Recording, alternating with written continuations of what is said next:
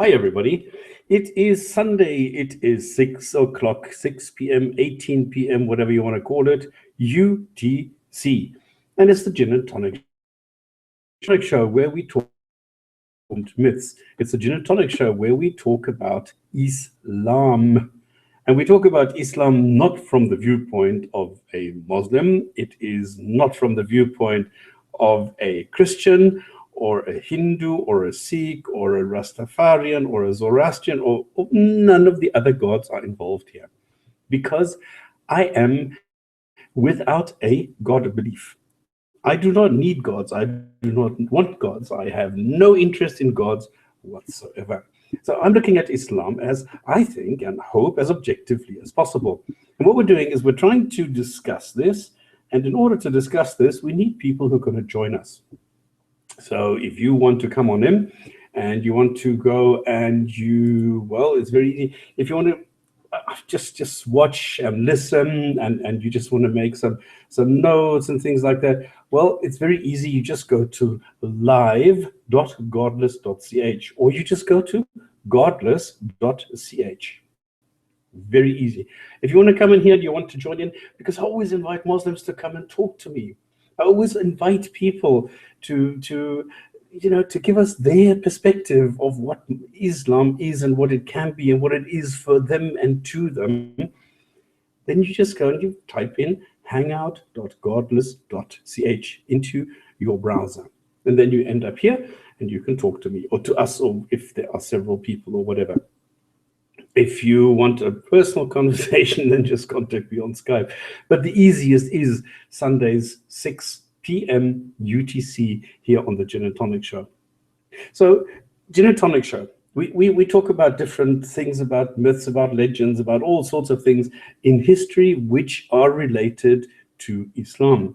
The way that I try and do this, I try and look at this from an objective point of view, which is not biased towards any other god or deity or whatever kind of miracle claim. Now, I'm somebody who does not believe gods exist, so that makes me an atheist. I don't like the word. I think the word is stupid. It's nonsensical. What is even worse is when people say that, well, I don't have a God belief, and that means I must do this a lot and like with a huge amount of intensity. Well, I don't, because I don't have a goal. I'm not doing anything actively. I'm not propagating anything. I'm just saying I do not believe gods exist. Now, by doing that, I cannot be involved in atheism, because an ism automatically has a goal and values, and I don't have any of that. That is why I think this word atheism is totally screwed. But in the interest of having a conversation, in the interest of having a dialogue, which I think is very, very necessary, I agree. Okay, so I'm an atheist and I practice atheism. Just as I think was like a racism or a philatalism are stupid. But if it helps, there we go. Now, a human plus the god is a theist, and the theist who makes the claim that he or she believes that a God exists, if they want somebody else to believe this, they need to provide evidence. And that's how easy it is. That's all it is. And we're talking about Islam from this perspective. In other words, from this perspective of not believing. In other words, this agnostic thing you can forget, because nobody knows whether there is or is not a God. So we can just leave it out. So we look at Islam, and why do I want to look at Islam? If I am not a Muslim, why am I so interested in Islam? Well, I try and educate people, and I try to inform people, because before I dared say anything about Islam, before I dared make any comments or any kind of statements towards anything related in Islam, I went and read, and I learned, and I studied Islam so that I know what I am talking about. So now, because I have all this knowledge, I know the background, I know all this, then I can go and educate people and tell people what I think about Islam, what the facts are and what the history is, where it comes from, what the texts are and where they come from and things like that. So the point is, I'm not indiscriminately bashing Muslims. Most Muslims are, in fact, better than their God. The others still exist, okay? And now the question is, why do they still exist? Those who are not better than their God. And that is what Islam is all about, because it goes a route which is different to other God beliefs. It says it's the final religion. It's the final spiritual advance. When in actual fact, what it's trying to do is implement Sharia, and that is political. So what I see, if I look at Islam, is primarily a political ideology with a God in the middle. And only then I see the spiritual effects and the spiritual claims in Islam. So that is the way that I determine what it is and what is happening. So if this is what is, well, if this appeals to you, then just come and talk to us, where we try and analyze facts and then explain Islam and its contents. Now, the way it works, I normally have video of the week, misconception of the week, quote of the week, and blah, blah, blah. And again, if you want to just come and join, just go to live or godless.ch. And if you want to come here and contribute, you go to hangout.godless.ch. Now, in the chat, you can either make suggestions, ask questions, you can correct, you can voice your opinion or whatever. And I see that in Yales Nayus, I wanted to bring this onto the show, but the damn link isn't working for me. Why isn't it working for you? So can you at least read the letter from today's show? This is a letter Osama bin Laden wrote to the American people for attacking the US, fucking YouTube chat. If you Google bin Laden's letter to America, you will find a link to a PDF. Well, bin Laden's dead. I don't know if they should. I mean, this letter is donkey's years old. And I don't know if we should go and read a letter by Osama bin Laden, because this is the opinion of one guy. I don't think that Osama bin Laden represents Islam. So I understand and thank you for the suggestion. But now I think it's quite a lengthy letter, and I don't think it's going to make much sense to read the entire letter here. And I don't know why the link isn't working, because I specifically shortened it, because Google again has a problem with their Hangouts. Because if you put the full link in there, it says it's a 403 error. You don't have permission to execute or access or whatever this. And I've shortened this so that people can actually use it. It's quite weird why Google is always changing these things. Okay, so we have video of the week, misconceptions of the week, we have the news, we have Hadith of the week, and today we even have a quote of the week. So the video of the week that I have selected, at least, is where Penn, Jillette, I don't know if people know Penn, Jillette, the magician in Las Vegas, libertarian, and the one, I think he has one finger, he puts nail polish on his one fingernail. He saves the Muslims. And after the show, I'll put the link into the description box, because this is a video by Logicked. I'm sure everybody knows Logicked. And he went and he made a good point, and that is, how do you help Muslims?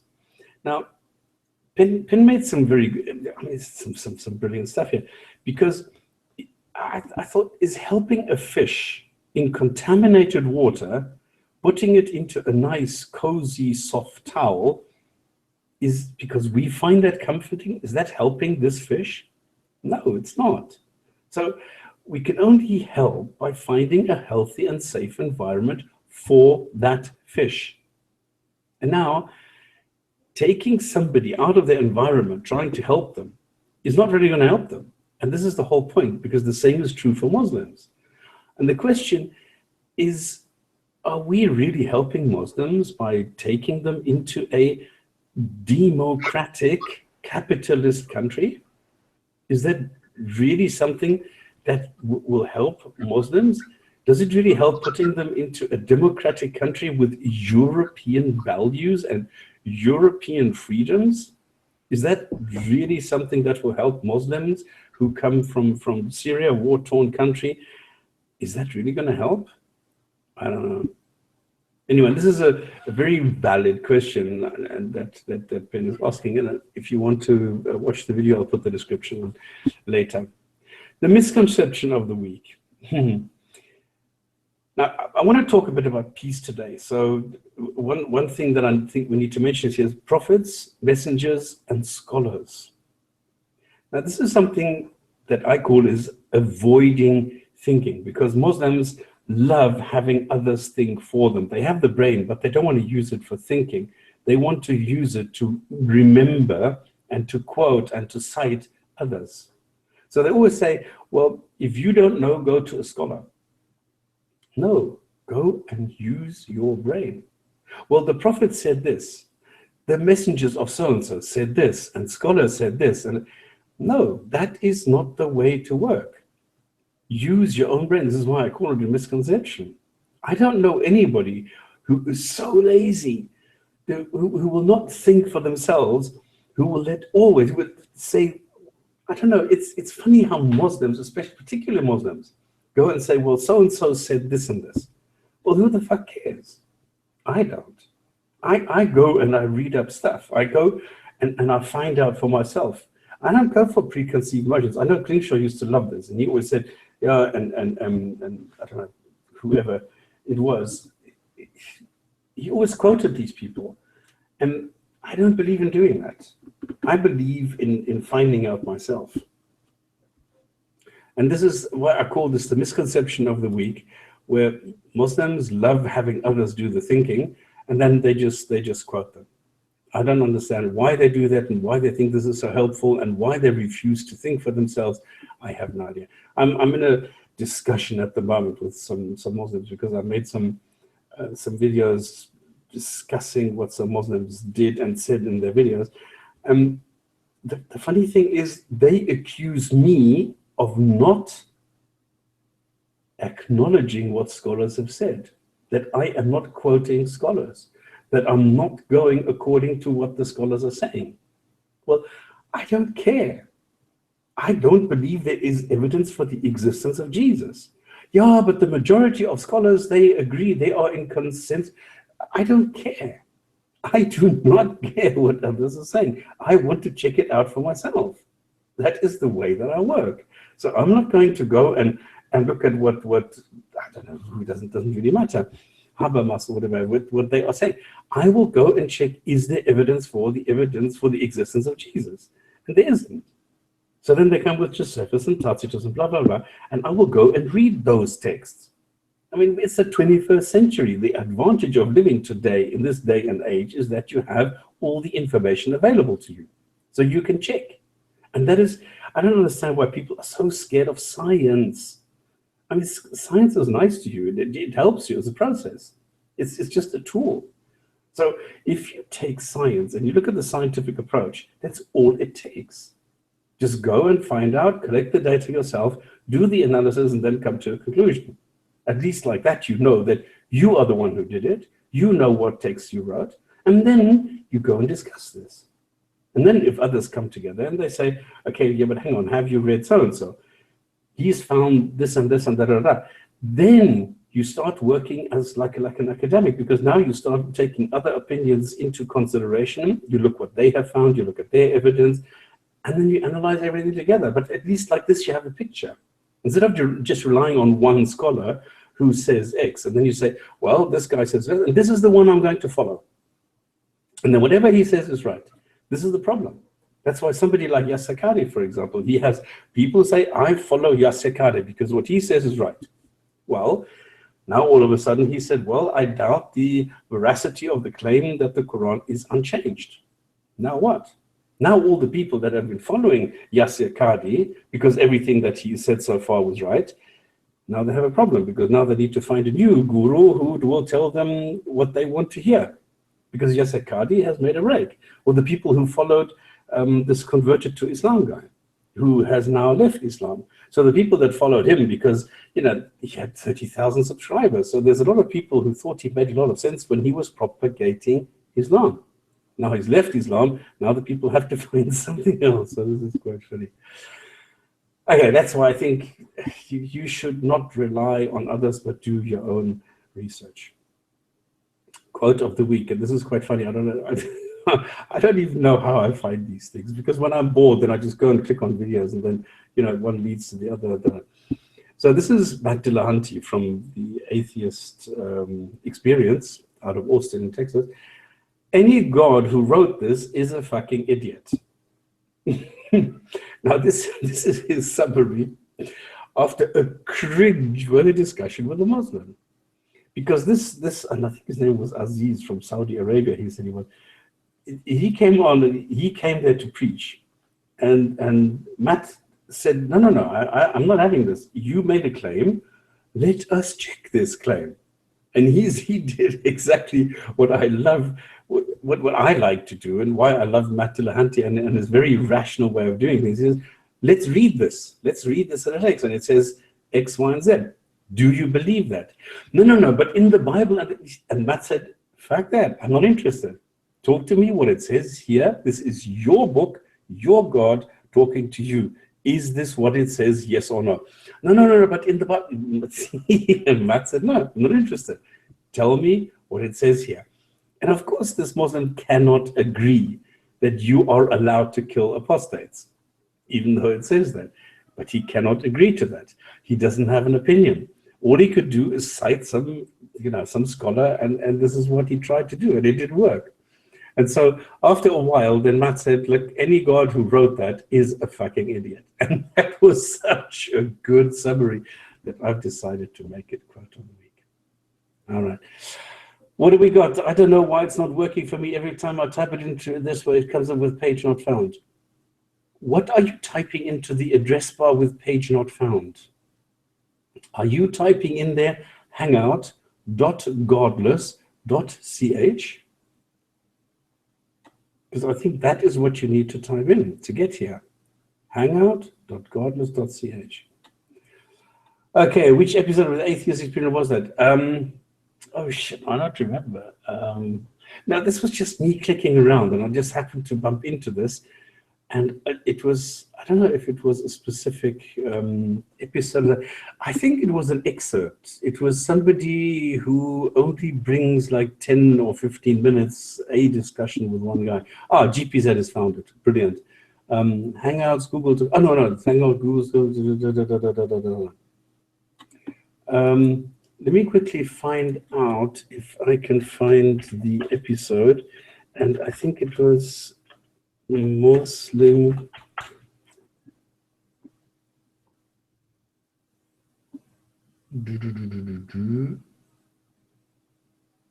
no. This doesn't work. Dillahunty. I need to be more specific, and I didn't remember this. It was just hilarious, but it was just one video. So there are so many of these out there. Atheist Matt Dillahunty destroys dishonest Muslim. Is this the one? Please let it be this. Yes, this is the one. Okay, copy, and I will put it into the link here. Now, I don't want everybody now to run off and watch this, okay? Because this is very Rain Dance. I'm getting bombarded by Muslims telling me the Muslim golden age proves Islam is superior and promotes science and progressive. I was wondering if should we change our topic today from peace to science? Because I started off with science. Should we go to science? Okay, let's do that. Rain Dance. Just give me 2 seconds. I'm just going to go through 3 items of news. And then we'll get back to that, okay? By the way, if you want to join, if you want to come and ask this again, if you have anything there, then just go and come in here and we can discuss this here. And we will, because this is a very, very deep topic with a lot of detail. I mean, you could talk for days on this. Celebrating human sacrifice. Now, I don't know how many people know about the 2 Eids that you have these festivals. The one is like Christmas, the other one like Easter. The one is that you are celebrating that Ramadan is over, that you can now eat lunch again, and you can have all sorts of sex again during the day with whomever well, let's not get into that one. And the other one is the sacrifice of Abraham. I find that quite sick. And now this is actually like the Christmas. This is the holiest of the holy. This is the highest holiday that you have in Islam, where they celebrate that Abraham was ready to sacrifice his son. Now there's a discrepancy. One group says it's Isaac, another group says no, it's actually his slave girl's son, where he had sex with her. So it's Ishmael. Nobody really knows. I mean, did Abraham exist? No, come on, please, no. But anyway, this is the story. He was told by his God to go to a specific place, take a knife, and then take his son, and then kill him, so that his God could see that this is actually a good Christian or Muslim or whatever, depending on which God it was who issued the commands. But now, a God is said to know everything in advance, at least in the Quran. In the Bible, it's more indicative, I learned today, that there are like 108 sentences all pointing towards an all-knowing God. But it doesn't say, it's not like in the Quran. In the Quran, it says God knows everything, is the knower of everything, and so on. In the Bible, it's not that clear. But in the Quran, at least, God knows everything. He tells Abraham to go and sacrifice his son, knowing full well in advance that he will not do it. He will stop him. So what is the point of putting the son through all this trauma? What is the point of putting the father through all this trauma? What is he teaching the son, the father, Abraham, about obedience of this sick God? This I don't understand. I really do not grasp the concept of human sacrifice that this God seems to love so much. And Muslims celebrate this. The weird thing is, this it was supposed to start on the 11th, but since the moon, I mean, please, I mean, we're in the 21st century, okay? If they have modern equipment developed by non-Muslims, and they have either bought this or universities donated this, all sorts of things. So you can just, you could ring up the observatory and ask them, when is the moon going to come out? And they will tell him on the 11th. But for some reason, the moon was not visible. Who cares about modern technology and science and all that? No, the holiday, this holiest of the holidays, was moved to the 12th. And then the duration, I mean, the duration varies from country to country, and it's different from state, and it's different for the state sector and the private sector. So, I mean, it's a joke, actually. What is not a joke is that it's for the sacrifice of a human being. That is not a joke. And this sacrifice is, in my eyes, is evil, okay? And I don't know why we don't care about these things. Why we don't tell Saudis, well, listen, guys, you are celebrating sacrificing a son. Like, it can't be. So it's terrible. Now, I heard on the news yesterday that the Grand Mufti, who I believe is related to this, he does the opening speech, is apparently quite ill. I'm sorry for that, but his speech was probably done by somebody else. But would this mean, with a change in the Grand Mufti, a change in Islam? Seeing that you just said the top man always dictates what the lesser ranks do. Well, how much leeway do you think he has? Well, according to the impression I got from what you said about spiritual leaders changing their minds and doing different things, quite a lot. Well, not anymore. I don't think there's much that he can do. The problem is, if you go and look at the Quran, and it says there, okay, you're allowed to keep slaves. It doesn't mean that you are allowed to keep slaves. It says that you are allowed to keep people, or take people, or capture people, or buy people whom your right hand possesses. Okay? So, but there's 1.6 billion Muslims all practicing different things. So obviously their spiritual leaders decided different things. So if the Grand Mufti decides to do a watered down Wahhabi, then you're going to have watered down Wahhabists. Yeah, but it hasn't changed over the last centuries. I mean, you've had for the last 200 years, you've had these these four different rulings in jurisprudence, for example. But So, Majid Nawaz says that the Grand Mufti is politically doing a communist kind of Islam, and we get a capitalist Grand Mufti. How much of a change would that present in the Muslim world? yeah, but Islam is communist. No, well, Majid Nawaz says that the communism only entered into Islam in the last 100 years or so. No, it's been there for 1,000 years. It's not what Majid Nawaz has said.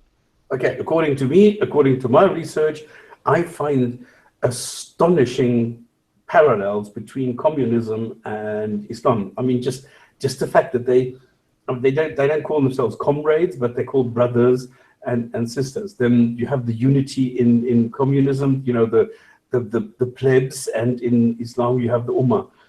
You don't have a government per se. You have you know, a ruling group, and that is it. Then you have common resource management. All these things that you have in communism, you also have in Islam. Which is why when people leave Islam, they tend to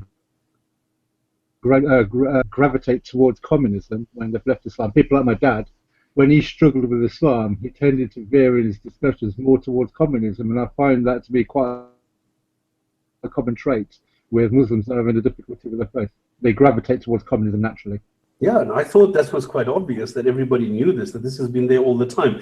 Maybe Majid Nawaz is saying, or making it obvious now, or is saying it now, that people, you know, really appreciate this and get this knowledge, because it's, I don't think it's common knowledge, but it has been around for forever. I think when you look at the similarity, I think with Islam, you was talking about your, you know, think for yourself. Why do you need to go to the scholars? As Okay. Islam does inform, right? And communism, if you look at the Communism Manifesto, which I have the luxury of doing, you find with communism does you think in state control everything, state control education, commerce, blah, all of it.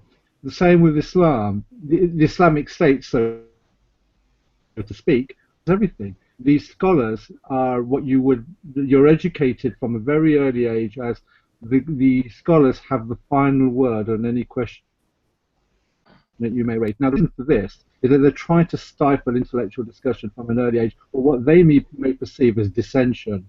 We've got a natural, curious mind. So when we're mentioning things from Islam, you're pushed, chaperoned, dragged, coerced into taking the words of, like I was brought up with Ahmadiyyat. There you've got Baker Naik, Asim Al-Hakim, and so on and so, Yasakadi, another one, so on and so forth. So they will be the final authority. So what if the Grand Mufti becomes a socialist, which isn't communist but has all the same sort of values, except for in a very anti-communist environment that we're living at the moment? I guess it's got no direction other than to go in a socialist in a socialist way, because it will gain more favour. I actually see a lot of the ex-Muslims. Who's talking whom I can't hear? Raven. Raven. Turn your mic up. Okay, I just put him on max. Try again. Hello? Ah, there you go. Okay. No, I was just saying, the interesting thing is, you were just talking about people leaving Islam and then going towards communism, socialism. I'm not going to disagree with that, because I've seen a number of ex-Muslims going that way, but at the same time, I've seen an almost equal amount of ex-Muslims going quite right-wing. It really seems to be. It's not quite 50-50. It seems to be more like 35 or 40% going right wing. So it's definitely the minority, but it's like a significant minority go to the right wing. My thoughts on that is I think that it's because, like, traditionally, it's the left where an ex-Muslim would naturally go. But the left isn't really supplying the needs of ex-Muslims anymore. The left is so wrapped up in defending Islam by any means necessary. Like, the left actually gets into bed with people who refer to ex-Muslims as, native informants for new McCarthys. And funnily enough, I actually said on this show a while ago, I mentioned I was talking to an ex-Muslim who said rather bitterly that as far as like the BBC Guardian types are concerned, like a Christian or a Jew is smart enough to realize their religion is bullshit, but not Muslims though. Oh no, Muslims aren't smart enough to see that Islam is bullshit. So if you're an ex-Muslim, you must, undoubtedly be ABC. ABC being different levels of, fucking evil. And it's a very interesting thing. If you actually look at the left now, they are so pathological in their defense against Islam that if you're an ex-Muslim, even if most of your political allegiance lies with left-wing policies, the only friends that you actually have is pretty much on the right. Okay, but communism is on the left. Yeah, but I'm seeing like I said, it's not the majority. It's like it's probably between 35 and 40% of ex-Muslims in my experience. Now I get what you're saying. Sorry, maybe I wasn't paying attention. Right, yeah. Because like I said, the left is not a friend to them anymore. Like, if you're a Christian or an ex-Christian, it's like, I mean, just look at Richard Dawkins as an example. When he criticized Christianity, he was the darling of the left. As soon as he turned that exact same, exact same, there was no difference to it. It wasn't more hostile. It was exact same. When he was critical of Christianity, he was the darling of the left. When he turned the exact same criticism onto Islam, all of a sudden he was a right-wing pariah. And ex-Muslims see this. I've spoken to so many ex-Muslims, and they talk about the BBC and the Guardian, and it's like there are so many things that they actually agree with. When it comes to equality and gender and this and that, there's so many things that they agree with. But when it comes to Islam, they've got their heads up their arses. And the only friends that you have as an ex-Muslim is pretty much on the right. Because if you've left Islam, the left is so focused with protecting Islam that they pretty much see ex-Muslims, consciously or unconsciously, as pariahs. So the only home that they get, the only friends that they get, is on the right. And as someone who considers themselves to be a leftist, it fucking sickens me. Yeah. Okay, so this is... Any further thoughts on that, or can we leave that now? I actually would quite like to explore, if this is a subject that we can talk about, what is it about the left why is the left doing this? I mean, if you think of what the left is supposed to be, they're supposed to be liberal, they're supposed to be secular, they're supposed to be for religious freedom, they're supposed to be for minority rights. So why isn't the left fighting the battles that the leftists should? Why is feminism being left to the right? Why is religious freedom being left to the right? Why have you got leftists saying, oh, I'm white, so therefore I can't criticize female genital mutilation because of my colonial past? Why is it that you've got leftists who are saying, oh, no, I can't really talk about how minority communities treat women, even though I myself consider myself a feminist? They're like brown and black.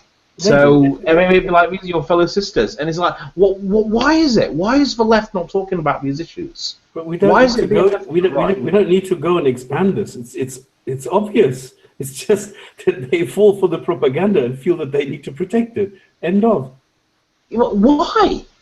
Because they feel that they need to protect the poor Muslims who are being attacked. They are falling for the propaganda where the Muslims are saying, we are a minority and we are being attacked. When nobody's attacking them. So everybody is criticizing the Look at what this idiot did on the Bill Maher show, where this Ben Affleck goes and says, you are picking on the Muslims.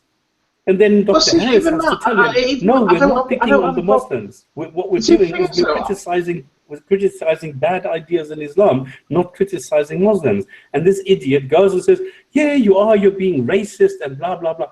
This is exactly what they're doing. They're just being abused. Why? Because they're stupid. They're uneducated. They're ignorant. this is the thing that frustrates me as someone that naturally considers myself. I mean, this is. I'll be honest, right? Naturally, I consider myself a left-leaning liberal. I really do. And yet, in these past few years, I actually find that more and more of my arguments aren't even welcome on the left. They should be.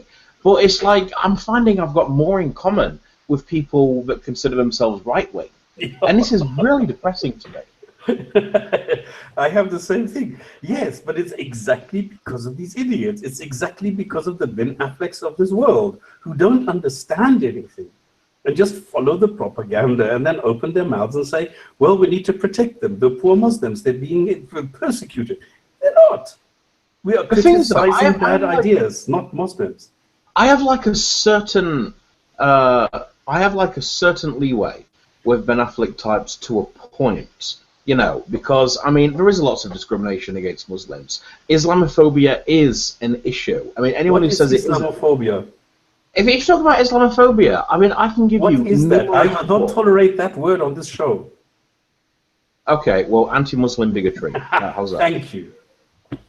If you want to talk about, like, anti-Muslim bigotry, then let's face it, it all happens. You get people dressed in like conservative Islamic attire. They get spat on. They get their hijabs pulled off. They get denied work if they put Muhammad instead of fucking John Smith. I mean, let's face it, anti-Muslim bias that does exist, and I really do think that people, especially the left, should be talking about this. But at the same time, it's like, just because we acknowledge that anti-Muslim bias does exist, can we not also acknowledge that anti-Murtad bias exists? You can't say that you're against the persecution of minorities if you're going to call ex-Muslims a minority within a minority, native informants of a new McCarthy's. Why do I seem to be the only leftist who fucking realizes this? Can I answer? Why do I seem to be the only one? Can I try? It started way back after the Cold War started. There was a systematic destruction of everything communist by all the establishment, from the media through to governments. You've heard of McCarthyism and how the Americans now think of communism as the most dirtiest word imaginable. Say leftist, it's an insult. Communism or socialism. Now, you just imagine a pool of 100 people, and they have to pick a political direction. If the left has been demonized so much, they're going to go for something like Blair, who is a left, but more to the right than a left person. It's not going to be because they're an idiot like Ben Affleck. It's because they're just trying to preserve themselves from being called nasty names, being ridiculed, because the media has got it now that if you protest from a left point of view and you've got money, you're a champagne socialist. But if you if you preach from the left and you're poor, you're nothing but preaching the politics of envy. Yeah, good point. That is why the left, people like yourself, have been ostracized. In the UK, it didn't happen with the Cold War. It happened with the Thatcherites and the party called Militant. Militant was, they had some very good ideas, but some of the people who are actually members of Militant were stark raving lunatics. They were worse than Jeremy Corbyn as far as some of their political ideals, like let's all embrace and hug a Hamas. Yeah, absolute nutters. But it's a good point, and what is happening in the chat at the moment? That's what I'm thinking about left. Whoa. Can I just make a quick point, because there's another point like this being made in the chat at the moment, which is very, very true, because in Canada, people are also saying we need to be careful what we call these things, because we don't want to be caught out doing something bad like what we did to the Jews, wink, wink, nudge, nudge, back, there, because you're not allowed to call beheadings and honor killings. So we're not allowed to do that. We need to be better than the people who did all this wrong to the Jews. And this is the reason why they're doing it. This is exactly this. People are scared of doing something wrong, and this is why the Muslims are doing a marvelous job of hiding behind these words of racism and Islamophobia. I mean, these are just propaganda names, and that is exactly the point. Now, what The thing is, talking introducing, about Hamas, particularly if you're coming from a leftist persuasion, particularly what you said about not wanting to repeat the crimes of the Nazis. I mean, I can actually see why someone would support Palestine, and I'm not taking a political side here. I'm not agreeing or disagreeing with Palestine. I don't want to do that because taking a political side will distract from the point. And the point is that there is a people in Palestine that are being systematically oppressed. And now, I'm not taking sides, I'm not saying it's a good thing or a bad thing, I'm just saying that they are having their ancestral land stolen. And this is happening. Now, you can look at this and say, yeah, it's shitty and it's wrong. But then these same people that support Hamas, I mean, they have a nuclear mushroom cloud on their flag. Their manifesto is the complete eradication of every Jew from the fucking planet. How does it follow, if you're a true leftist, how does it follow that by supporting Palestine, you also have to support Hamas? Are you crazy?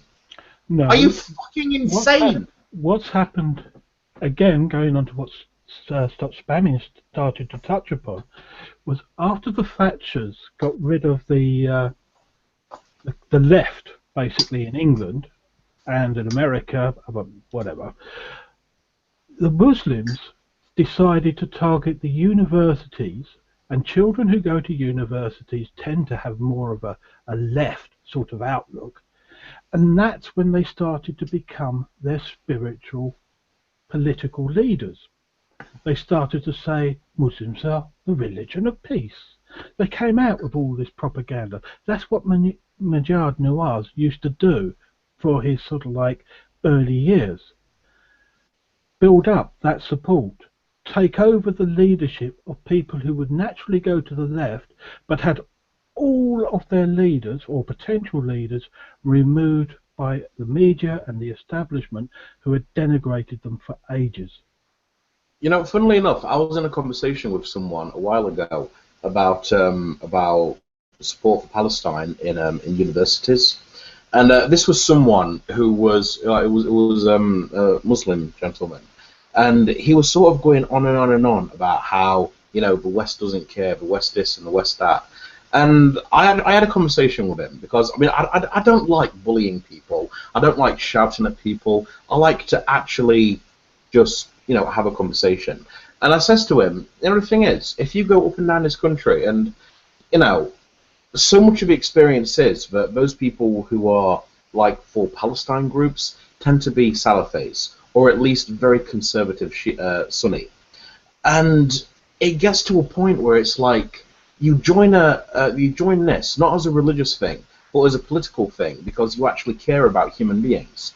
And then it gets to a certain point where it's like you are basically kicked out if you don't convert. And I said that to him, and I said you have to acknowledge that so much of this is religious based, and there's such a hostile atmosphere for non-Muslims. It may not be there at the start in some of the better groups, but it manifests. And I was talking recently to an ex-Muslim, and when she was actually still a believer, still like a practicing Muslim, she actually started a Palestinian support group in her university, and it actually went really well. And the reason it went well is because she said it has nothing to do with religion. And when she had her fellow Muslims try to Islamify it, she said, no, I've started this, I'm the president of it, we're not making this a religious thing, it's a political thing. And just because she actually, like, said flat out, no, it's not religious, it was one of the most successful groups on her campus.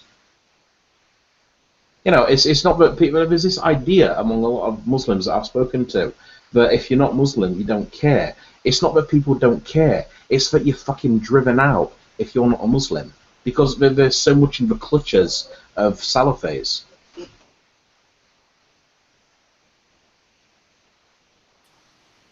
Okay, that's it. Any last words on this one? Can we drop this topic? Have we talked enough about this? Then let us go to the next one, because I just want to say that it's not just a Salafay thing. Katie Hopkins has done last week trips to the Calais jungle, and you could see by the conversation she was having that there is this very split divisions between the different Muslim camps. If you're not an Afghan, you're not allowed in their zone of the jungle, and they will hound you until you get out. And it goes for every single cult of Islam, the different separate ones. Well, unless you're like, Somali. I mean, Somalis pretty much worship Arabs nowadays. No, this was a Somali woman who was saying it was the Afghans who were terrorising her. She wasn't Afghan. Katie was saying when she was asking people to find her again, because she met her one day and wanted to talk to her the next, they were saying, "What is she?" Not who was she. What is she? They meant what, Katie Hopkins? Yeah, they were asking.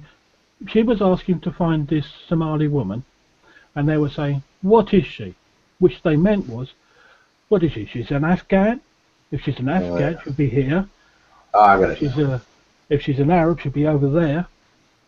They are very tribal and separatist.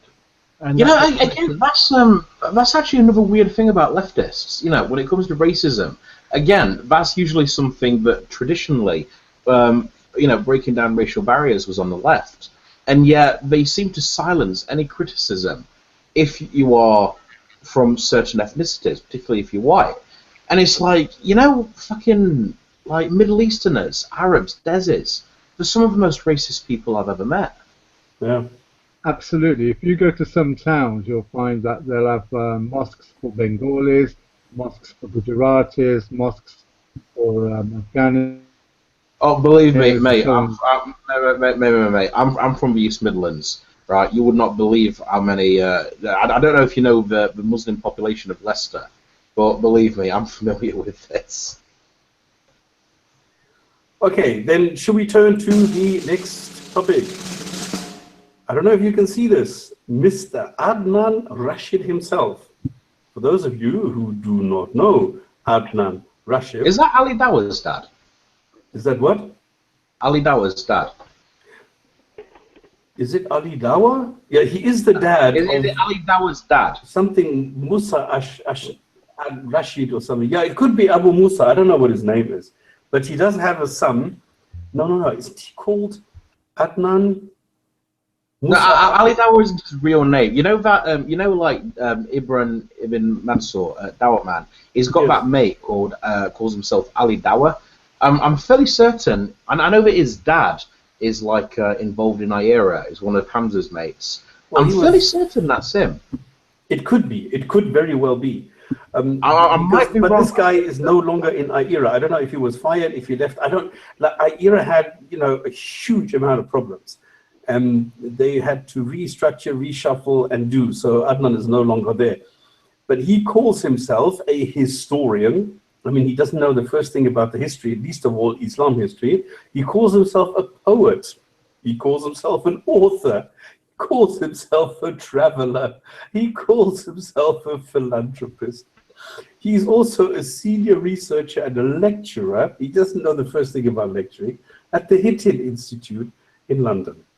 Now, Mr. Adnan Rashid has announced, Assalamu alaikum, everyone. Now, if you look at the picture on top, this is now coins. So there seems to be something going on with our poor Mr. Philanthropist Adnan Rashid. Please forgive me for any of my shortcomings. I am on my way to Hajj, he says. Please forgive me for any of my shortcomings and overlook my errors, because he's on his way to Hajj. I ask everyone for forgiveness unconditionally. For what? Because he's going on Hajj? I mean, this is how much of a poet he is. I ask Allah to give me the strength to forgive those who have wronged me. Yes. And now comes the interesting part. If I owe anyone money, then please permit me to perform Hajj and give me more time to pay you back. So there seems to be something going on in his life which is centered around money, because he's got coins on top. He's talking about money. May Allah accept our imperfect worship. Ameen. Wassalamu alaikum wa rahmatullah. Okay, so this is what happens. Now, Adnan Rashid is going on Hajj, okay? And this is what we were talking about earlier, where the people are saying, well, we can't go according to what science tells us, but we need to go according to what ancient old books tell us about the sighting of the moon. What I've selected is Hajj is now much easier because it's in your phone. Because Hajj is important for Muslims. So, in Islam, it's more and more simply running through rituals. So if you want to be a good Muslim, you have to wave your hands, you have to do this, you have to fall on your knees, do this, and if you've done that, you're a good Muslim. And Hajj is now different, because the pilgrimage to Mecca is now just another one of these. Phones are offering apps to guide Muslims through these rituals using GPS and blah, blah, blah. They tell you what to wear when, what to touch, and in what order.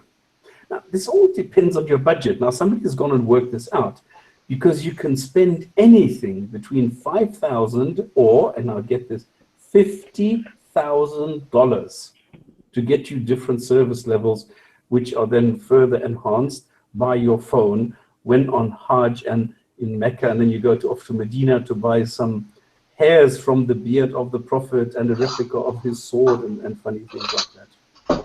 Now, the more expensive your phone, the better you follow the rituals, because the more precision you get from the GPS and things like that. So, pleasing to this weird God, and the sooner then you get to paradise. So the better your phone, the better is your level of paradise when you're dead. So the better your phone here, using modern science by the kuffar, welcome to Kuffar Akbar, the better your Hajj experience, the better or higher your level of rituals, and the better and higher your level of paradise. There you go. So I hope that Mr. Adnan Rashid doesn't have too many money problems, so he can afford a good phone so that he can then go to the highest level of paradise where he is closer to Allah, because the higher you go, because God lives in the penthouse up on the 7th floor, so if you are closer to the penthouse, then the better for you and the closer you are to God. Do you have any idea how popular this is? Immensely popular.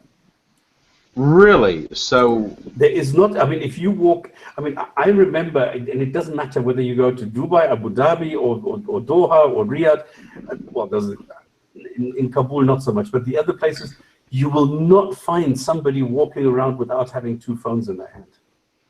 I quite like the idea that now it's not just enough to go on Hajj and all your sins are forgiven. You have to do it by mobile. Yes. Yeah. And then all your sins are forgiven.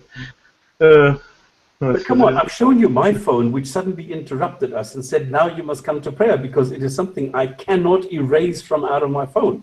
It is built into the phone, because I bought it in Abu Dhabi, and it's built in. It calls you to prayer. And I remember the first 2 nights, I didn't know what the fuck was going on. Suddenly in the house, suddenly, whoa!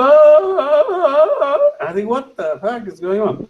And then it's the phone telling me I need to go prayer now, 4 o'clock in the morning. Well, I suppose the good thing is that, you know, if you want to, you're in Germany, you can get a new phone. Well, I have now, but I mean, this phone that I bought in Abu Dhabi had this built in. So there you go. So it's immensely popular. I mean, it has the Qur'an built in. I cannot delete it. You know, it's part of the operating system that if you buy a phone in the Middle East, you automatically have the Quran, and you automatically are woken up in the middle of the night to go and pray. Jillette is a very rich man. Yeah, he is. Yeah.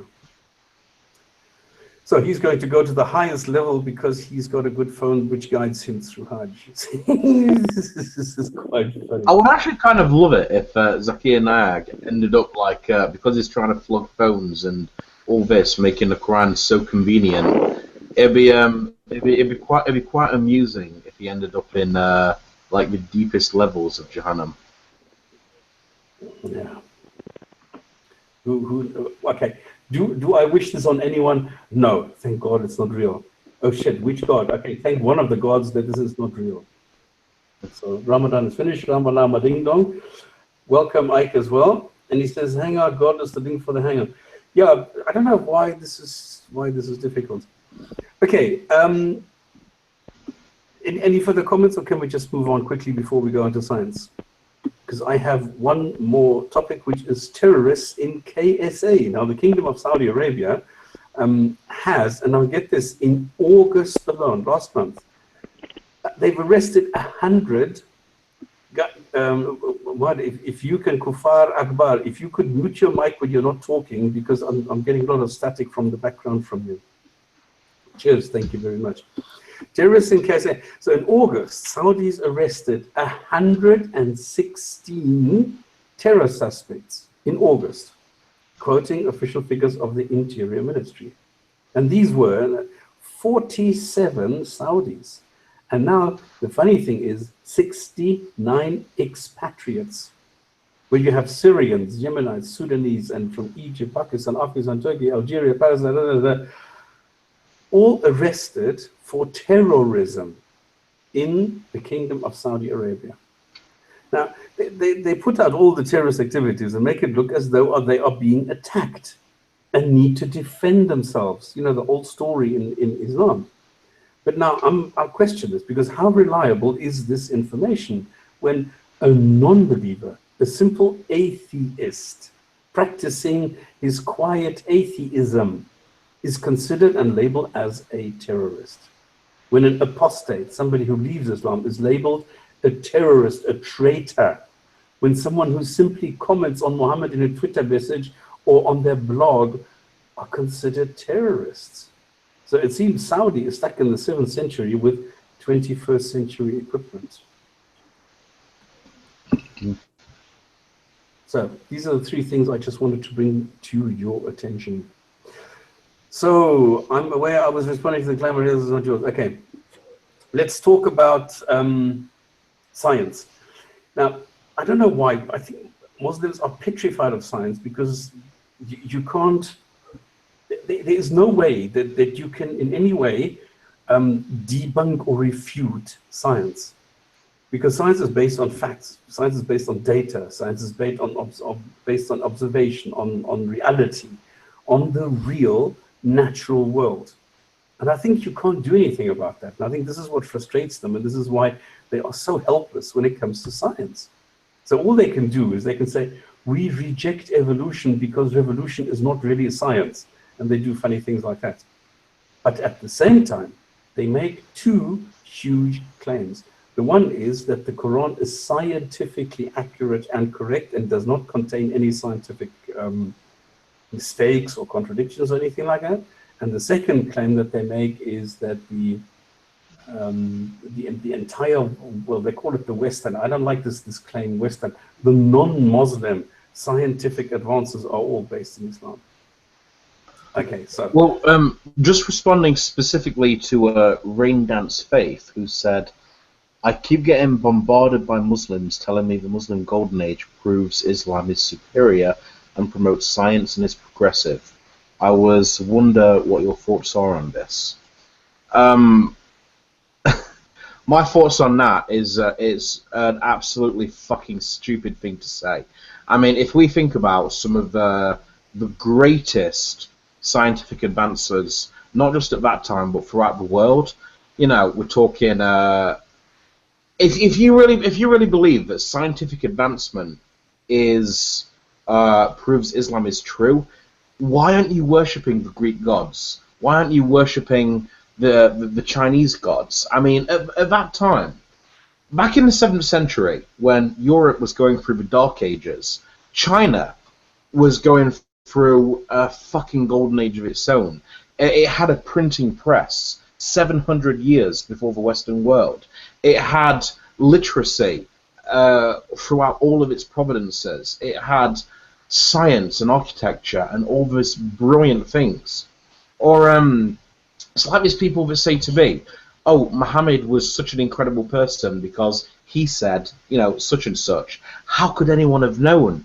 And I'm just thinking to myself, well, what about the Greeks? What about the ancient Greeks who figured out that the earth was round, who figured out that the moon doesn't emit light but reflects light from the sun? What about the Greek scientists who actually calculated with incredible accuracy the distance between the Earth and the Sun, or even that the Sun doesn't revolve around the Earth revolves around the Sun. If you're going to use this for an argument, you should be worshipping Zeus right now. Okay, but before we get to that level, can I just unpack what it is that we are talking about? Because we need to understand what these claims actually are before we go into them and investigate where they come from. The number one claims say are that, you know, Muhammad was the first to ever say this, so how could he have known? Okay, can I first talk about what it is that we're talking about? Okay, then, because there are different topics. We have one era, which was in the 70s, where the guy from Yemen, Zindani, went and got kicked out of Al-Azhar in Egypt, met Osama bin Laden, got a shit house full of money, got himself a corrupt doctor, and they then went through the Quran, and they made changes to some words so that suddenly the word that God made an expansive universe suddenly became an expanding universe, so that it conformed with modern science. So words changed. My reading of that was vast. Well, expansive. Like before the Big Bang Theory, what the Quran said was Allah created the universe and it was vast. And then the after difference between vast and expansive was true, they changed vast to expanding. What is the difference between vast and expansive? I'm saying, like, the specific word I saw was they used to say that Allah created the universe and it was vast, and now they say it's not just vast, you know, big, but it's actually expanding. The difference would be if it's vast, that's one single state of inactivity. That's its given size. Whereas expanding means exactly that. What is expansive? I said they called it expansive instead of vast, but we can call it vast. I just like the word. It's not that I'm calling it this. It's just, I've read the older Qurans and they say vast, and then once you got like the 1920s, they switched from vast to expanding. Imagine vast a balloon which is only half blue. Used by Pickthall in the translation. Imagine a balloon that's only half blown up. You could say that balloon is vast. But if you keep on blowing up the balloon, it becomes an expanding balloon. That's the difference. One is frozen in time. What is expansive? Expansive is just a variation on the word expanded. No, it's a variation. It's a synonym for vast. Expansive is a Latin word, if I remember correctly, and therefore you have the various alterations of its meaning through adding subjunctives and adjunctives. I've actually just looked it up. Expansive, conveying a wide area in terms of space or scope. Extensive, of a person or their manner, relaxed and So I think the first definition, conveying a wide area in terms of space or scope. So it's a synonym so of that vast. Pretty much seems to be the same as vast. But if you want me to use vast, then it's fine. I would use vast. I just like expansive because then you can change it from expansive into extending, expanding. So expansive into expanding is closer than vast and expanding. That's why it's not that I'm picking against words. I'm just saying that the older Qurans I've read did not actually say expansive, they said vast. And then from the 1920s onwards, they switched from vast but to I can expand. use vast, it's not a problem. I'm not fixed on the word I can use vast. This is just an example of what has been happening. This is the modus operandi that they use to take one word and make it mean something else. Then they go and make claims and they say that the fact that the earth and the heavens were once joined, this is what it says in the Quran, this means that this is talking about the Big Bang, which actually it doesn't, because that would mean it's an error of something like 10 billion years, because Earth was not part of the Big Bang at all. But this is just the way that they did this, okay? So they took different things and they created 120, I think it's 122 scientific miracle claims in the Quran. This was the one approach. The other approach was, and this is what got me so much into hot water with YouTube, was when I took on 1001 Inventions, because they invented the golden age, and they said that Islam invented modern science. Islam invented algebra. Islam invented pumps and everything that you can imagine. They even invented algorithms, because everything that is with an L must be an Arabic, of Arabic nature. So these are the claims. Well, I mean, algorithms and algebra are Islamic words. There was an Islamic golden age. It wasn't to the extent that 1001 Inventions would say it. I mean, they'd have you think that the Islamic golden age was fucking Atlantis, and it wasn't. The Islamic golden age wasn't so much a time of innovation and invention, so much as it was study. Raven, can I first talk about what we're talking about? Because you are going again into details where I'm still on top. I'm still trying to explain what it is, what they are claiming. And obviously going into details is... Okay. No, let me do this in a bit of a more structured approach, because I'm trying to explain what it is that we're going to be talking about. Yeah, I do. Okay. In my defense, I thought that you'd stop talking. No. Sorry.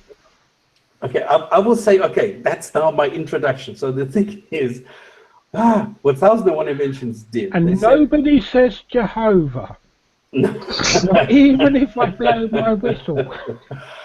Okay, so what they did is they said everything that happened after Muhammad for 1,000 years was now the golden age of Islam, because they went into Spain, for example, they went into Baghdad, and now they invented and created and found and discovered all these great things. And then they bring names, and they say that Khwarizmi, for example, he wrote a book about al-Jabr, which is the cleaning up, which then became algebra. Then they go crazy and they say, because Khwarizmi sounds like algorithm. It doesn't. He invented the algorithms which are necessary for our computers and for our telephones. And this is why, and this is Hamza Tzortz's special, he said every Muslim should go into an iPhone shop and ask Apple for a free iPhone, because they invented the algorithm that makes the iPhone work.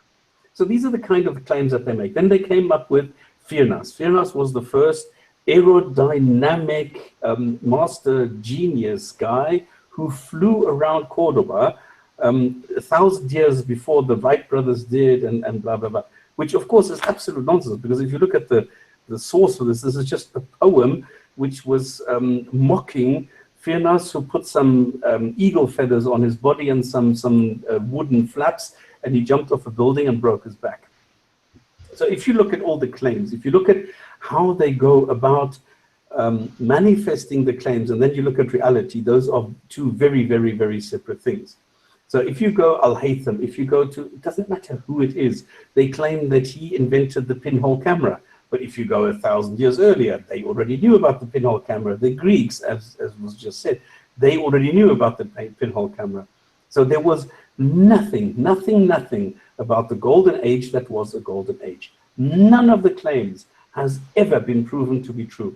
That is why 1001 Inventions, and it wasn't only me, there were other people as well who went and took them to task, and they had to change all their claims.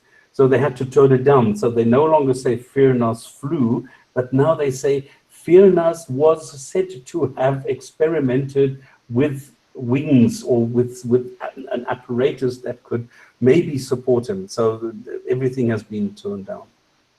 So now I'm finished, because the claims that were made, none of them proved to be true. Cordoba did not have street lights. Baghdad was not the greatest city. A couple of weeks ago, in order to defend a lie, you have to lie.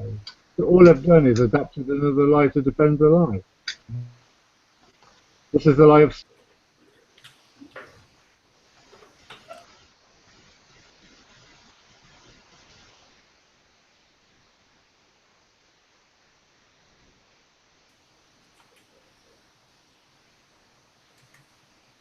Is anybody saying something?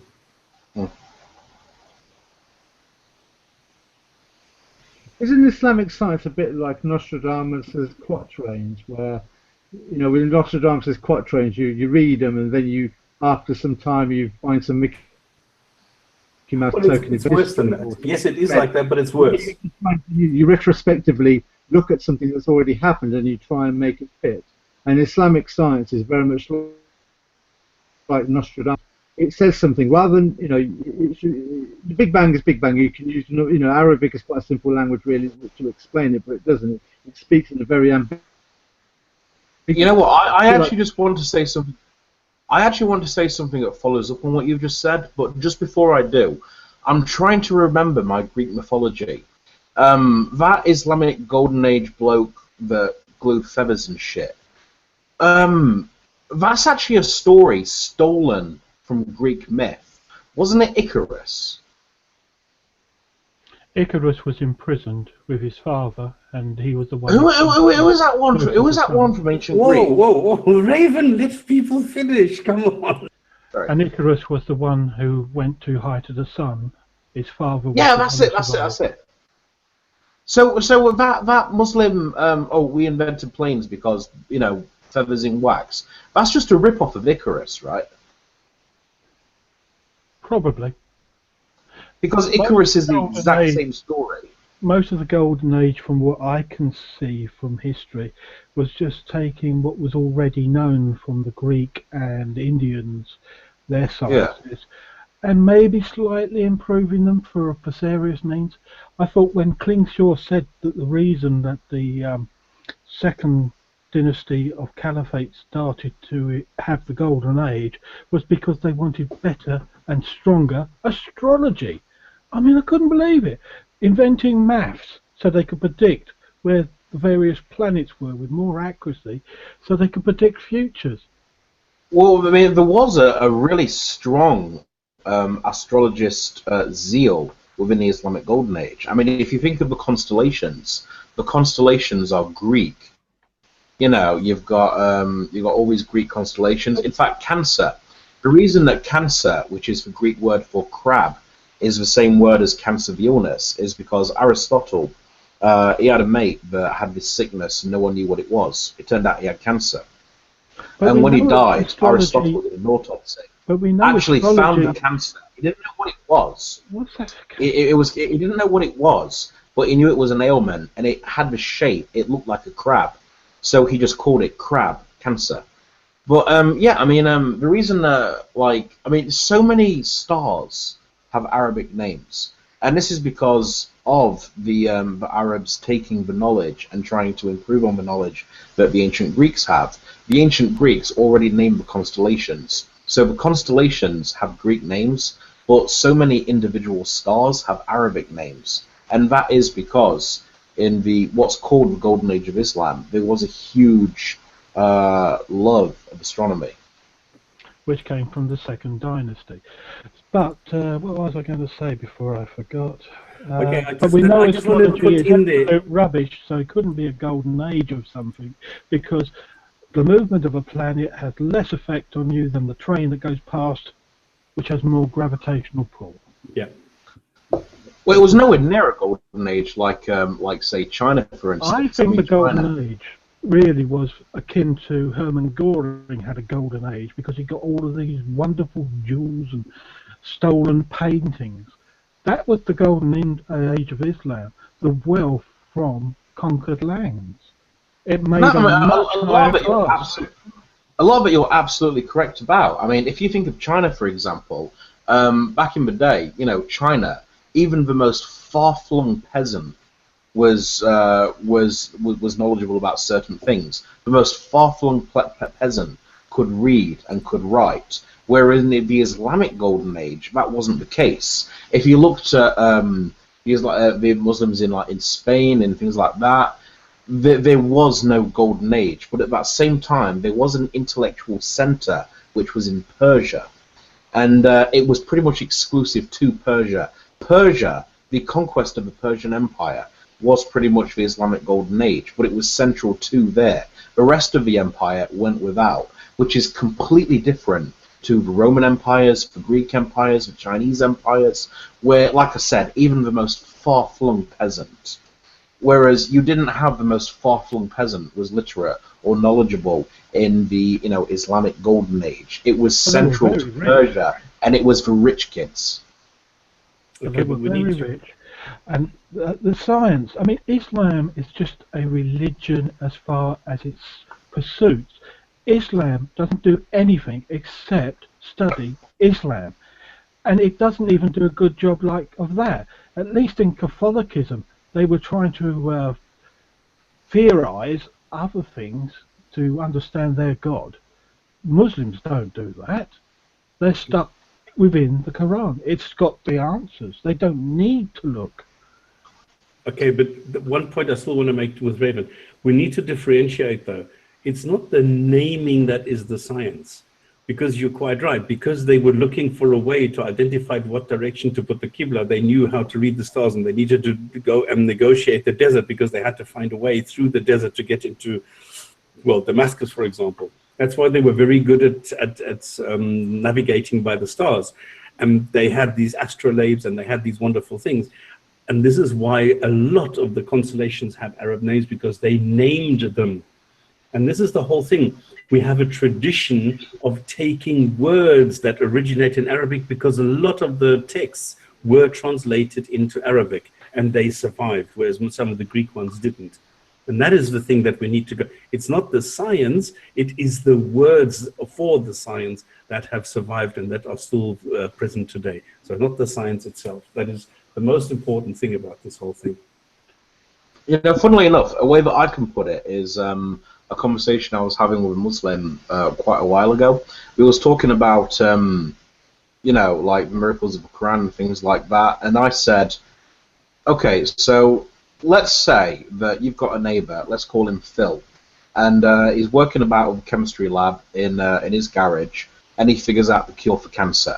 And all his mates gathered around him, you know, Steve's gathered around him, Eric's gathered around him, Dave is gathered around him, and they're all saying, it's a miracle! Oh my God, Phil, you are the first person to ever figure out the cure for cancer. It's a miracle! And then they realise that Bob down the street actually figured out the cure for cancer last week. So shouldn't they be saying, oh, so Bob was the first, so it was Bob that the miracle happened to? Bite your tongue! Bob? Bob? Of course it wasn't Bob. Bob is a pagan. Yeah, but you just said that it's a miracle because Phil was the first to figure it out. If the criteria of miracle is that you're the first to figure it out, doesn't that just mean that the miracle happened to Bob, not Phil? No. Bob was a pagan. Yeah, but that was how is that different? Well, Bob doesn't believe what we believe. So how did Bob figure it out? If no one else figured it out first, if Bob was the first, how is it not a miracle? If we're saying it was a miracle for Phil because he was the first, and it's just like it's that kind of stupidity.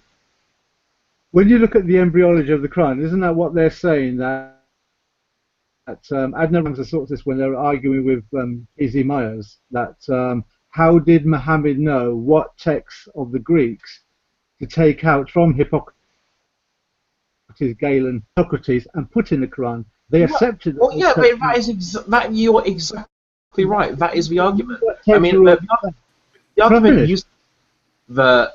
You know, how could Muhammad have known? Whoa, both of you are talking. Both of you are talking. Whoa, Raven, give him a chance. No, I think I saw. I'll finish. Oh.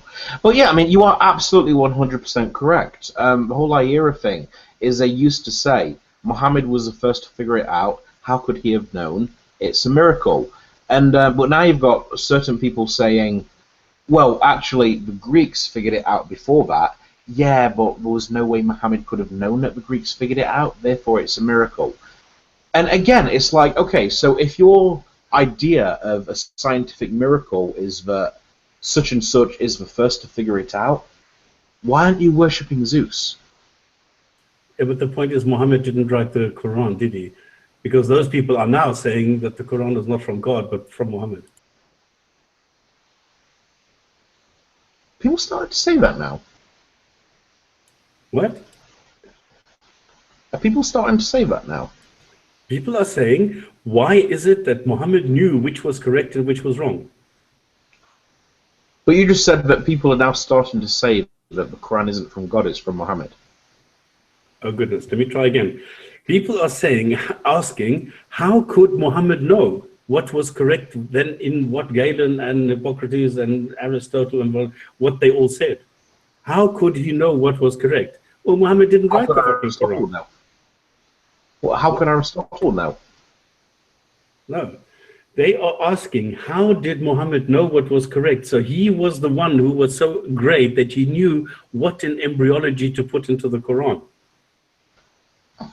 Yeah, but the only thing that's in Quran is Aristotle's eggs. But this is the point. They are saying, they're saying that Muhammad wrote the Quran, not God. If they ask, how could Muhammad know? They are insinuating that Muhammad is the one who wrote the Quran. The only people I'm aware of, the only Muslim group I'm aware of that says that Muhammad wrote the Quran is the agnostic Muslims. No, no, no. There is no group that says Muhammad wrote the Quran. Yeah, there is agnostic Muslims. What I'm saying is that Adnan Rashid, by asking, how could Muhammad know? What does that imply? Well, it implies that Muhammad wrote the Quran. Exactly. I think this is actually a very good thing. You know, if more Muslims come to the idea that it's not the actual word of Allah, but it was, you know, inspired by Allah through the, you know, fallible human mind of Muhammad, that can only be a good thing, because they could just go the way they Christianity. They will never admit that, and this is the big point. And this is why, as soon as somebody comes and says, yeah, but how did Muhammad know? He was rightly guided by God and blah, blah, blah. It makes no sense, because you're saying that Muhammad wrote the Quran, and you're contradicting everything else. So it does not make sense. That's what... Well, actually, no, not really, because if you're coming at this from the idea of a believer, then you're not necessarily saying that human beings like the ancient Greeks couldn't have figured it out. You're saying that there's no way that Muhammad could have known. So the reason it's in the Quran is because Allah himself told Muhammad, and therefore it's the undisputed word of God. Exactly. But then you can't ask, how did Muhammad know? Because Allah told him. Exactly. So why did they ask, how did Muhammad know what to put into the Quran? Well, because they're trying to demonstrate their religion's true. Is that something like the satanic verses? How could Muhammad tell the difference between a satanic verse and an angel verse? Well, he couldn't. Well, I'm not sure. I don't think I've ever actually met a Muslim that even believes the satanic verse happened. Well, they're never going to admit it, are they? No. The Quran first, though, that's why. I find it I actually find it because so many Muslims. I've never met a Muslim that actually believes the satanic verse controversy ever happened in the first place. So I find it a lot more useful to mention the Ridda Wars. You know, the Ridda Wars, the apostasy wars. You know, because there's all these claims and everyone was so in awe of Muhammad. Oh, really? Then why is it that as soon as he died, there were so many people leaving Islam that the believers actually had to go to war to keep the religion alive? That there were people trying to take Muhammad's place as a prophet, and I just find the Ridda Wars to be people are a lot more open to discussing. There are lots of Muslims who believe that some of the hadiths are put in after the prophet. So they're not connected to the prophet at all, but to various caliphs. Of course. Everybody knows about the schools. Everybody knows about the madrasas, where they go and fabricated the various sentences until they amounted to something like 400,000.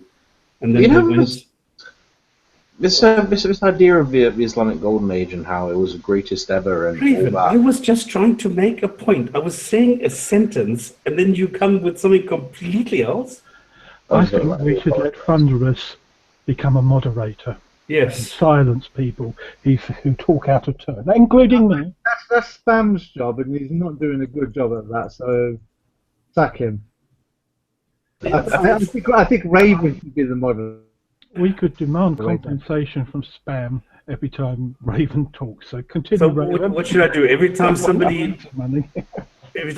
starts talking, I'll just go, shut up or what?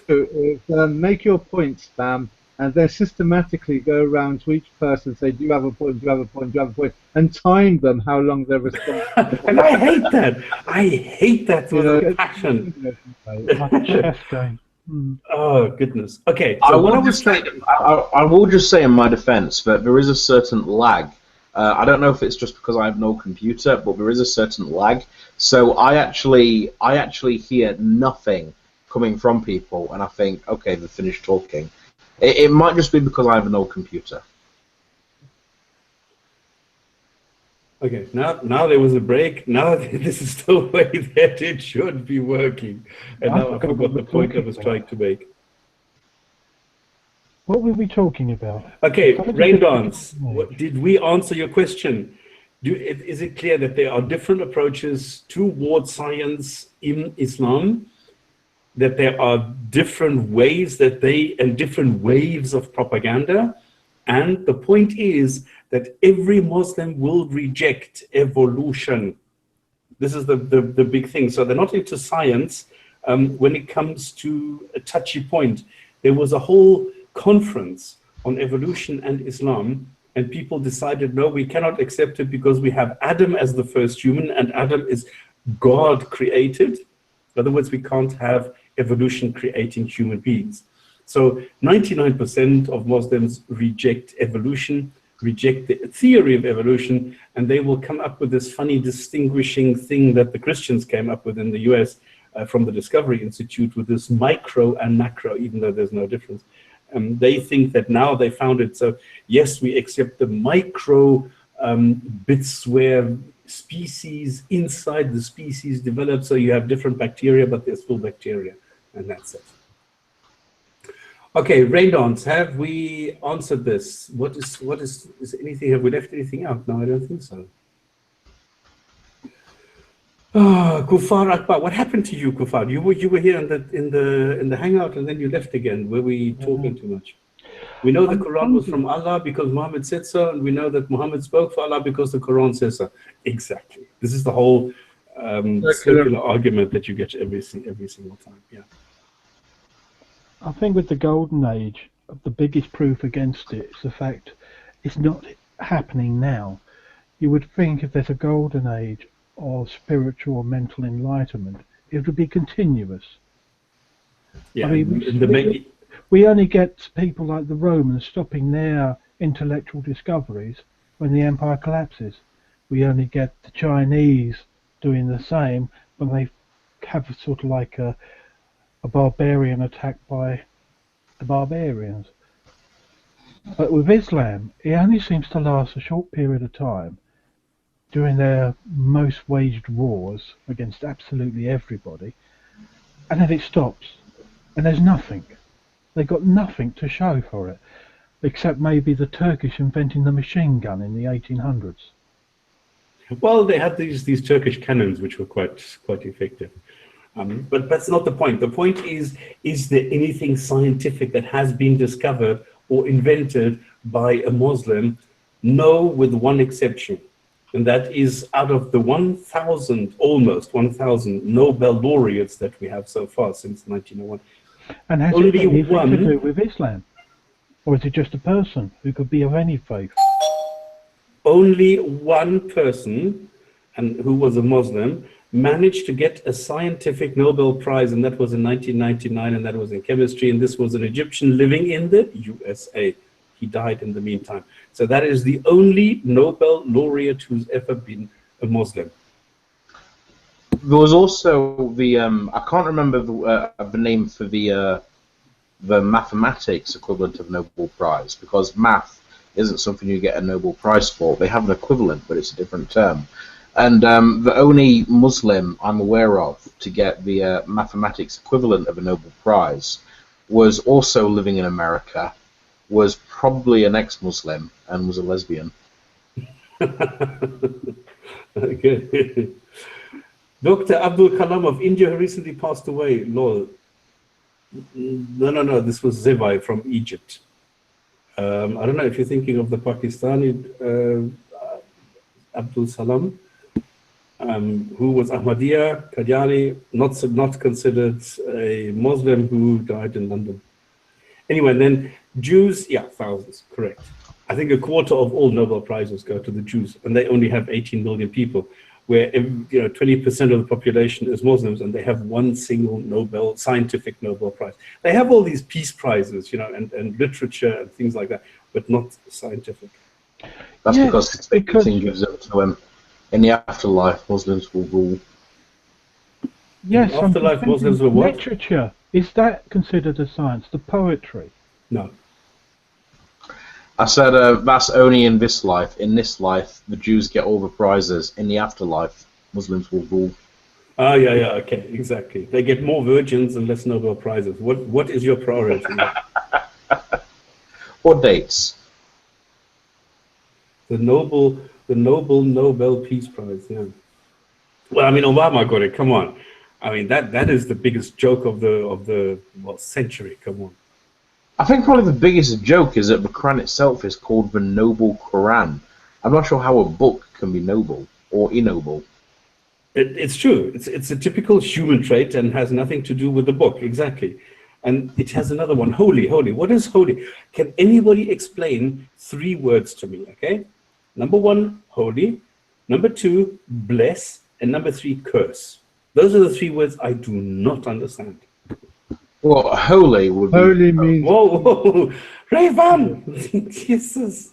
No. This one time I'm not accepting. You stopped talking, it was open to anyone. No, but somebody started talking and then you went right in. No, I started talking first. He interrupted me. Listen afterwards to this moment. Oh, it doesn't tell me the time. Yes, it does. It's after 1.5 hours. Go and listen afterwards and you will hear that somebody started talking and you jumped right in again. Okay. Again, old computer, there's lag. You stop talking. I'm sticking with that. Okay, thunderous first. Holy would mean... Sorry, say again? Holy would mean pure. Pure? Yeah. Pure of what? Pure in without any element of badness or tainted by sin or any of the other human frailties or weaknesses that are associated with negative. So beer is holy. Sorry? So beer is holy. I don't know. Is beer holy? What holy beer are you drinking? It's pure. Holy brew? I think it's wonderful. Which reminds me, I need to... Oh, shit. Firefox has crashed. Oh, fuck.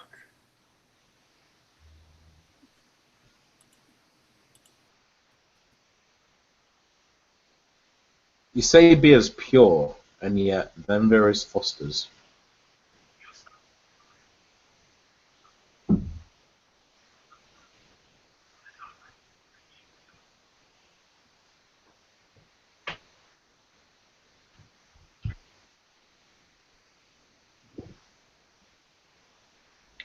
Well, in Germany... Thunderous, I don't know.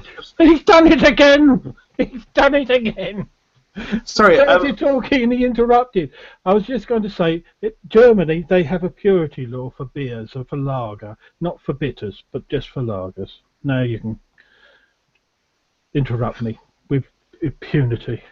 Right, I was just about to say, Thunderous, I saw that you were just speaking, but I didn't hear what you were saying. Like, you just came up and had that little speaking thing, but I did not hear what you said. I don't know if it's just me, but you were almost on mute. Yeah, pure. Holy would mean pure. So. Okay, you're okay now.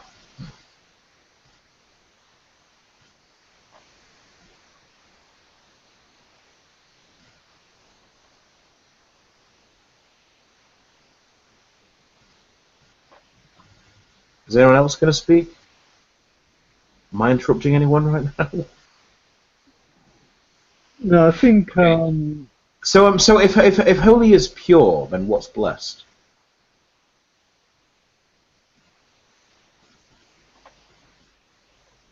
Isn't that to say that it's got Against God's backing. So someone that's not pure, that does have sin, can have God's backing. What about like the Holy Virgin? Sorry, the Blessed Virgin, or the saints.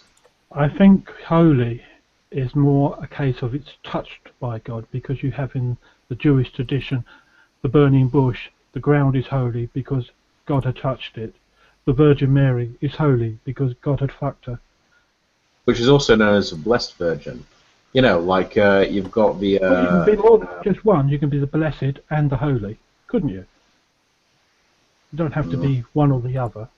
When I think of something that's holy, I suppose I think of something that is divine. Whereas when I think of blessed, I think of something anointed or touched by the divine. What is anointed? I don't know, like bishops and shit. I don't know. Prophets. Prophets seem to be anointed. Set apart. Kings used to be anointed. Yeah, there was. Oh yeah, well, that right there is a good example, because kings were supposed to rule by divine right. Yeah, well, I'm talking about even the Assyrian kings before the Jews, before Christianity. Yeah, they ruled by divine right. People who became rulers always used to get anointed because they didn't have crowns. Right, but they used to. It said that they got that position because they were blessed by the gods. The gods had chosen them. They were anointed. So a blessing means you need to get anointed afterwards? Well, some people did. I mean, there was this Persian who anointed himself after the fact. Yeah, this we know. God had done it. He actually went through a political campaign to say the reason he had killed the king was because God had ordained it. Okay, I mean, this we know, but what is the blessing? How do you feel that you have been blessed? Because what you do comes true. I mean, you can't do something and win unless God does it for you.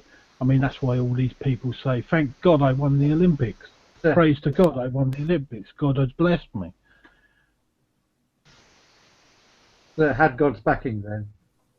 Totally, and yeah. How do you know? How many blessings before you can feel it? 1,000. After the first.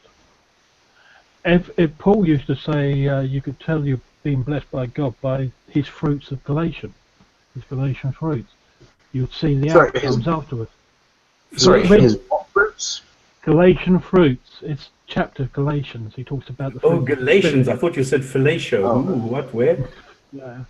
Well, that would give you... my dog had fellatio today. He was quite happy about it. There's a female dog ran up to him. Okay, now if well, I don't necessarily blame the dog. If I could suck my own dick, I'd be happy as well. If somebody says, God bless you, how do I know now that I have been blessed, that I have now received this blessing? Satan used to live up your nose, apparently, according to the Muhammad. Yeah, so if you sneeze, how do I know that I have received 5 blessings? Because you just sneeze the devil out. Do I gain weight? Do I get a bigger bank account? How do I know 5 blessings have happened? Does something godly come out of it? So something only God could do, which is good, result from whatever it is. So I've never been blessed in all my life. That's actually not. That's actually not true. No. That's not true. There are loads of people who are blessed by God and get such a status that is the same as those who are not blessed by God. What? Mother Teresa? Well, Mother Teresa wasn't really in the status as enviable by many. But she was blessed. Well, not really. She was kind of a cunt. Yeah, she was. Well, but now, some people, but was she cursed or was she blessed? She well, Mother Teresa wasn't a friend of poverty. She was a friend of misery. But Blue Peter loved her. They always used to do things to celebrate Mother Teresa, get the kids to worship her image. Oh, that's right, because I came on this show as a representative of Blue Peter. Yes. I don't particularly care. Like, people thought that Mother Teresa was a saint and holier than thou. She was like, I mean, there's so much about Mother Teresa that just makes her out as a fucking con artist. For one thing, she wasn't a friend of the poor. She was a friend of poverty. Yeah. She took so much of the charitable donations given to her and basically built a shrine and a cult about her. All the other people that are sick, you know, let's just leave them in squalor. because they're going to go to heaven and be divine. But when she's sick, oh no, no, no, no, no, no. She flies to a New York hospital, rents out an entire floor, and gets the best medical care available. I mean, she was a fucking con artist. But most of us never even knew that. Well, That was well hidden. pretty nicely. It wasn't until the likes of Christopher Hitchens started writing books about it that anybody sort of like brought that to their minds. But now, like I said, Blue Peter was indoctrinating kids to absolutely worship the ground you walked on. Okay, but I think I was between 3 and 5 years old when Christopher Hitchens exposed her. So I'm talking about the 1970s when I was sort of like a teenager. I wasn't Blue alive. Peter was doing thing after thing after thing to promote this wonderful, saintly, godly woman, and that was the only image we ever had of her on BBC Media. Nothing else. Wasn't there actually a bloke from Blue Peter back in the 60s or 70s who said that he felt that he was in the presence of an actual saint and that he actually saw her perform a miracle? Probably. Yeah, because that's why she's supposed to get sainthood now. But what happens to America if Bush says, God bless America? What happens to America if it gets blessed? Yeah, but surely to have God's backing, you've got to be a godly person in the first place, because godly, that's not godly. So then you get blessed. And okay, but if you are a godly person, you get blessed. How can a country be blessed? By exception. Well, country codes actually stands against countries, doesn't it? He has nothing to do with political nations, if you use the biblical narrative. Exactly. So why is it constantly being told? Why is God being commanded by Bush, you have to bless America? That's because they teach, Usually, as Jesus said, they teach the commands of men as doctrines. So you have interpreted what God is supposed to be wanting for you, and they're not using the Bible to dictate what the reality is. So if Bush were to say now, God curse America, then what? well, then America will turn into a third world country. I mean, historically, what was meant by God bless is that you will be prosperous. If God blesses an individual, this individual will have long life, will have wealth, will have many children. If a country or a land or a nation is blessed by God, that country will be rich, it will be prosperous, a thriving economy, a thriving populace, military success. Okay. Those that weren't blessed by God would be the victims. So how can a priest then bless a gun? Like the Holy Roman Empire was blessed by God because it was successful. So those pagan lands that fell to the might of Rome, you knew that they were not blessed by God, that they were not in God's favor because they lost. If they were in God's favor, they would have won. If a priest blesses a cannon, then what? Can I just say, well, obviously, Jesus said those who live by the sword die by the sword, pray for enemies, feed your enemies, clothe your enemies. So well, yeah, but Jesus also... I mean, the Apostle Paul said, become imitators of me as I am of Christ. Jesus never carried a sword, and neither did any of his apostles or disciples after. Suggest that God would back anybody. Yeah, but he said that you should sell everything and buy swords. Yeah, like if you have a cloak, sell your cloak, sell your clothes, and buy a sword. But did he say that? Was that in just before the Garden of Gethsemane? I know what the Bible says, but it's kind of like I know what happens in the Matrix. I can't tell you the exact scene or like the exact minute. It was before the Garden of Gethsemane. Such happened in the Matrix, but I can tell you what happened in it. It was before the Garden of Gethsemane, and when in the garden somebody lobbed off an ear, Jesus said, "What the fuck?" And not all of them had swords. Only, was it 3 of them had swords, and there was about 6 of them there? What Jesus actually said, he said, and you can look it up for yourself where exactly in the Bible, because I do not know the address, but I know what he said because I've read it. He said, "Do not think I have come to bring peace, but the sword."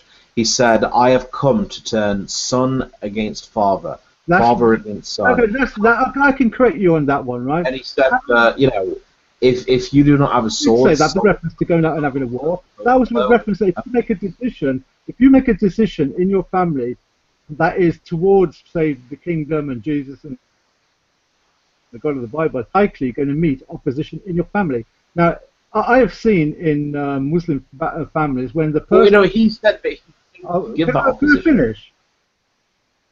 Can I finish? He didn't mean it literally, but if you're a Muslim and you turn against Islam, effectively a sword is going to come towards you. If you're a person that turns away from Hinduism, Sikhism, or Taoism, or even atheism, you're going to receive a certain amount of ridicule, or opposition, or persecution. That is what he meant. I didn't come to put forward. A sword is divisive. He didn't say, I've come to put a sword in your hand or take up a weapon. He didn't say that. He said, basically, your peace will be removed if you take a stand. You know what, Thunderous? I'm very happy that you've said that. So much of the time on this show, I get people like GPZ asking me, well, what nice things did Muhammad ever do? And like, I have to quote like certain passages in like the Hadiths in the Quran where Muhammad was like, all right, and I sort of unwillingly find myself in a position of a religious apologist. So I'm quite happy that you're now in that position and not me. I'm not a religious, but I do have the ability. No, I know. I'm fairly certain that you're doing it for the same reason I am. It's not to be a religious apologist. It's just to be fair. Okay, can I just go back to the question? Has this question of science in Islam, the science in the Quran, has that been answered in all detail, or is there still something open on this? I'd like to know, okay, as an ex-Muslim, have they found 90-foot Adam skeleton? Or Adam skeleton? Have they found the tools or the houses that they were using? What about the pots and pans? Have they found 90-foot Eve? Well, it's like a burqa, or maybe a bikini. Where is all that? They actually did find that. They actually did find that skeleton. They actually did find the 90-foot skeleton a few years ago, and everyone was really excited. But then it turned out it was just Photoshop. Yeah, that wasn't it Ali Sina that did that to see how long it would take the Muslims to pick up on that, because what it was, wasn't it, where it said that a Jew archaeologist found the remains of 90-foot Adam, and they timed it as to see how quickly the scholars will pick up on by Islam, by, of all things, using a Jew to do it. It would sound like him, yeah. Well, what you just sort of reminded me of, which is sort of in the realm of Quran science and whatever, is you know how, I mean, Thunderous, you say that you're an ex-Muslim, so I'm sure you'd back me up when I say that so much of the foundation of Islam rests on the fact that the previous religions, Jews and Christians, were corrupted and were not right. Yeah? That's what they told me. Right. Because obviously I'm coming at this as an outsider. I mean, I wasn't raised with Islam. It was my choice to investigate this religion. But the first time I ever read the Quran and the first time I ever read the Hadiths, just coming from someone that wasn't raised in this, the first time I ever read it, I was actually a bit confused, because I read I read Islamic scripture, and it said, okay, Allah has created this religion, but then he allowed it to be corrupted. And then not only was like the Torah corrupted, but the Gospels is bullshit. And not only is it bullshit, Allah actually tricked the Christians into believing that Jesus actually was crucified, and but he just switched him with a doppelganger. And just reading this as an outsider, as someone that wasn't raised Muslim, the first thing that I thought is, I actually remember I was about 15 years old when I read it.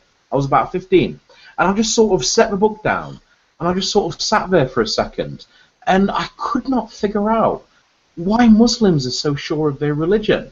It's right there in the texts that Allah pretty much bullshits you. It's like, okay, so and I remember thinking as a 15-year-old, so if I'm raised to believe from birth that Allah has already done this twice, why should I trust the Quran? I mean, he's already shown twice in a row that you can't trust him. Why should you trust him a third time? I mean, and I remember being 15. And for the life of me, I could not figure out why a Muslim was so sure that the Quran was a word of Allah and not the Book of Mormon. Because he's already done it twice in a row. Because he says so in the Quran. Because when you're being... Well, yeah, but like the Bible says that it's God's word. But we already know that Allah, you know, he basically pulled an Allah. Like, he pulled an Allah. It's like the last time I was on the show, and I just mentioned the reason that he turned Jews into apes and pigs. It's because he basically forced them into that situation. You know, he pulled an Allah. He comes across basically like Loki, a trickster god. Well, I think I said this last week or the week before. From a very early age, they already try and prejudice you against the Bible, that the Bible's been corrupted, the Bible's been doctored, all a euphemism that they feel they need to use to prejudice you and indoctrinate you that the only thing that can be trusted is the Quran. The Quran is the only thing in life. Yeah, but the Quran itself... Yeah, but like the Quran itself says is contradictory. The Quran itself says that the Bible is true. And the Quran itself also said that Allah allowed it to be corrupted, even tricked Christians into thinking that Christ actually was crucified. So, like I said, it comes across to me as like Loki, a trickster god. Okay, with reference to it doesn't mention anything about the Bible being corrupted, but then because it says, you know, go and check it out. The thing is, Muhammad couldn't read it, and I think I said this last week before. It was a bluff. Muhammad knew his audience couldn't read or write. They weren't going to go and check anything. There was because he knew that they couldn't read to verify it. Well, yeah, but again, I mean, like, because I'm reading the Quran as an outsider, but the first time I read the Quran, right, I would have no clue what the Quran was talking about if I wasn't already familiar with Judeo-Christian law. Because I read the Quran, and even in like the second chapter, like the cow, it's talking about, oh, do you not remember the covenant, and did we not do this, and did we not do that? And it's like, and the Quran itself doesn't even tell you what it's talking about. It just makes vague references to biblical canon. If I didn't know what the Bible said, I would have no clue what the Quran was even talking about. It's only because I was familiar with the Bible that I could read the Quran and say, do you not remember the covenant? Oh, yeah, of course I do. It was in Genesis with Abraham. Do you not remember how he did? Oh, yeah, of course I do. It's in the book of Ezekiel. But, you know, I mean, like, it was very obvious to me the first time I read the Quran that the authors of the Quran, whoever they are, expect the reader to be familiar with Judeo-Christian law. There are other examples for this, because there's an entire mountain where you need to know the history to know it's actually a mountain, because they just give you the name. The thing is... Which one was that? At the same time, with what you're saying, that they're expecting the audience to already be familiar with Judeo-Christianity. However, you're brought up in environments like in the Middle East, where in Muslim countries where the Bible's actually been banned, or you know, you can face... Well, yeah. So then you've got the commentaries. So you already don't. Because like if you actually have the commentaries, you know, it says that the Quran is easy to divine and perfect, and that everyone can understand it. But there's so much it talks about that you have no idea about. If you don't know the Bible, you do not know the Quran, and so therefore you've got the commentaries, because like you need fallible humans to explain Allah's infallible word.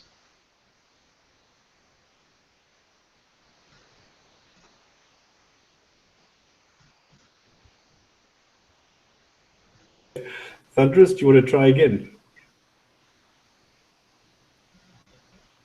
Because Raven, you talked on top of him again. Oh, goodness, people. Okay, is there anything open?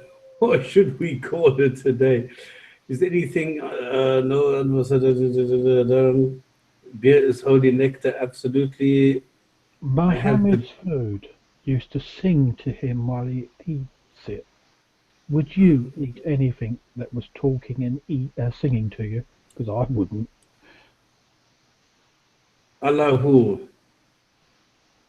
Muhammad used to eat his food, and his food used to sing to him.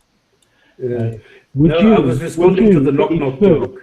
Would you eat food that was singing to you? Hardly. Seriously. Isn't that enough to put you off the Quran? Be off the Muslim ideals? That you're going to be blessed by having your beef steak singing to you? That your fruit and veg are going to branch out into songs of praise of what's that plant? I personally think that I personally think that we should use the Quran to actually help solve legal issues. I think that would be very good. You know, it says in the Quran that if you slap someone with a piece of beef, then, like, if they're a murdered corpse, they will come back from the dead and tell you who killed them. I think we should introduce this to police forces around the world. Just get them to slap a murder victim with a beef burger.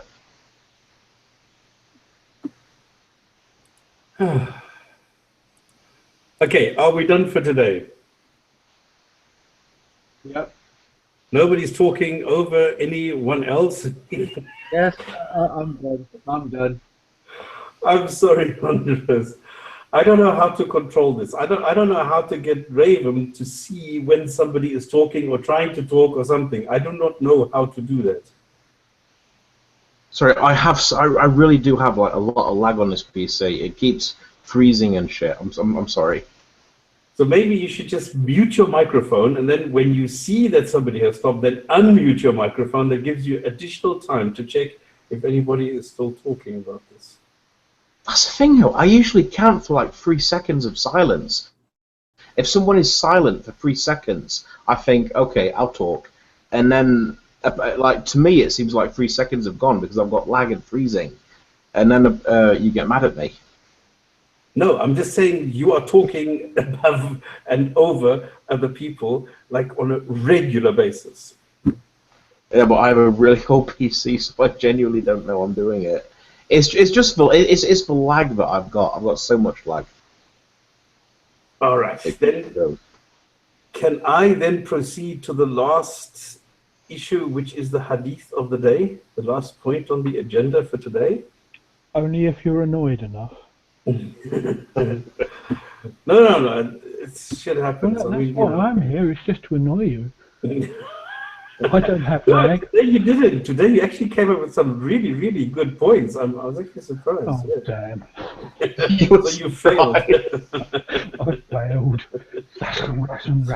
Okay, well, I like. Could I make one point? Or No, Spam wants to go.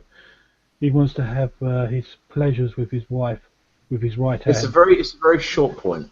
okay, go. Okay, well, on the chat, Kufar Akbar said, "How about Obama?" You know how loads of Americans think he's a secret Muslim, and they're mostly because of his middle name. They say like Obama Hussein Barack. I just It's the other way around, actually. Yeah, sorry, yeah, like Barack Hussein Obama. I don't know why I said it that way. I just find it very amusing that none of them seem to realize that the Barack was actually the flying horse that Muhammad went on the night journey on. And just I don't know, just do not tell Americans what the Barack is. They That's already think Burak. he's a secret Muslim. Burak, not Barak.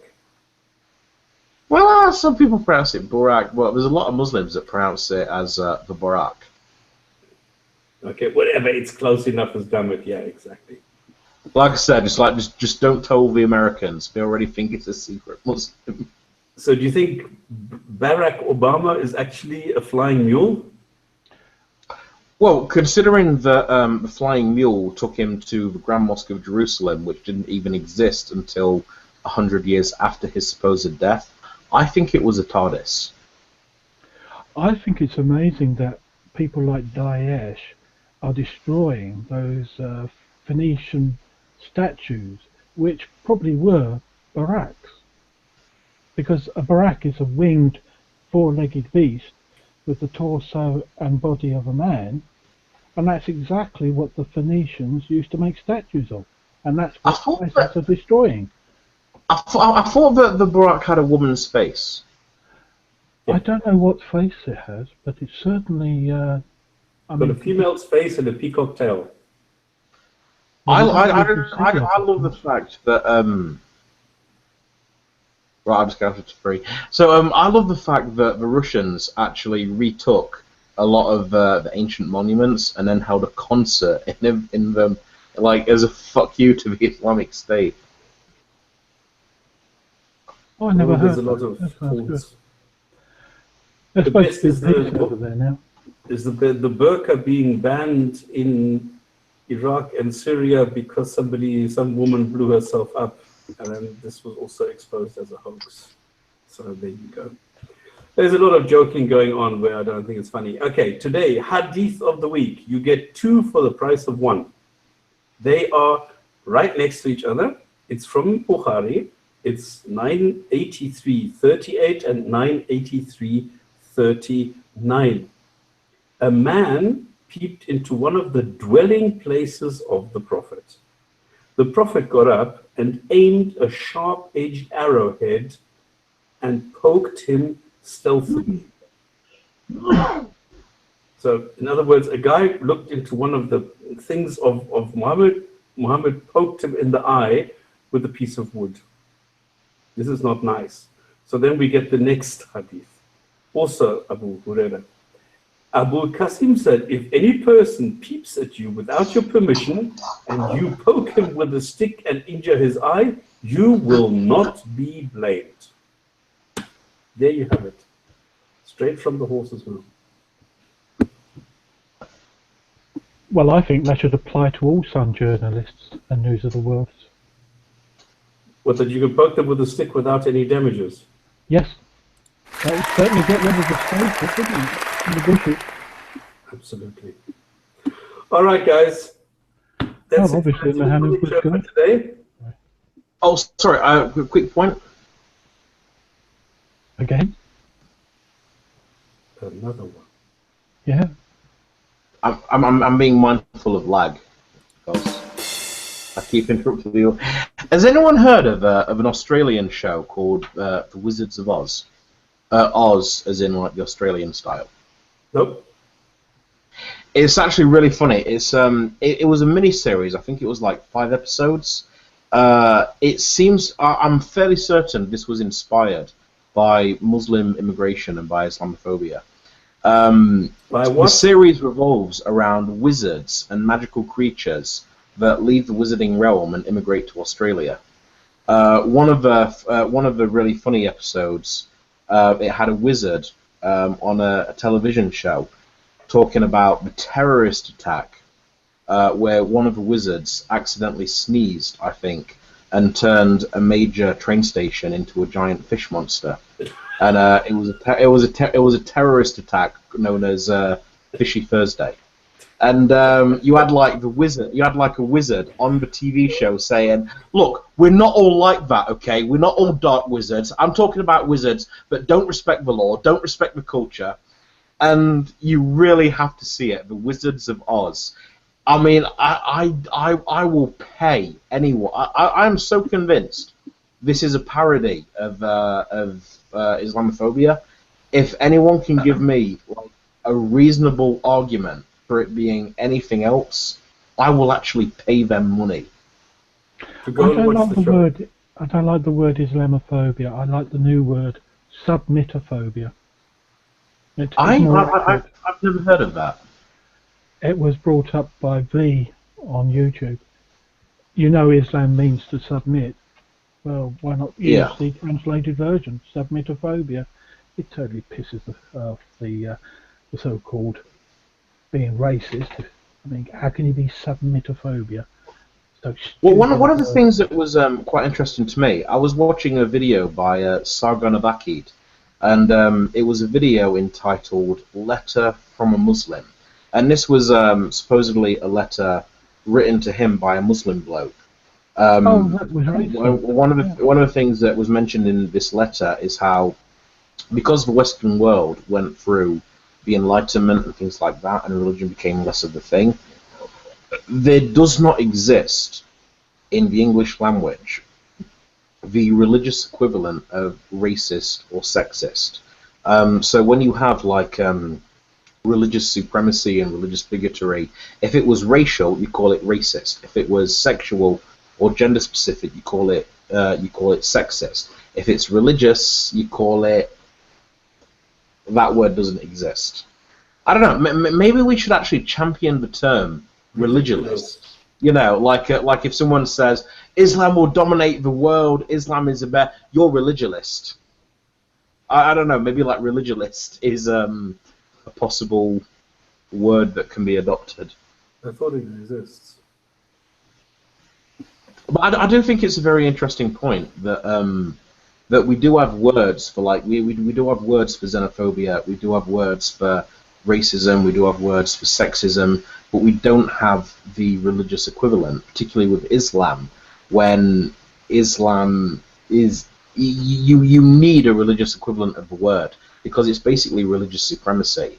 A lot of these imams and on that bombshell, we shall conclude this episode of the Jinn and Tonic show, to be continued next week on Sunday, 1800 p.m.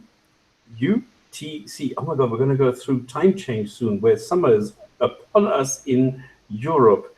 It's the Jinn and Tonic show. Thank you very much, everybody. Come and join us on godless.ch next week, same time, same channel, same everything. Thank you for your participation. And we need to give Raven some sort of a different computer so that he can listen to the show in real time. Thanks, guys. See you next week. Bye. Knowing me, knowing you. Bye. I will try and fix my computer.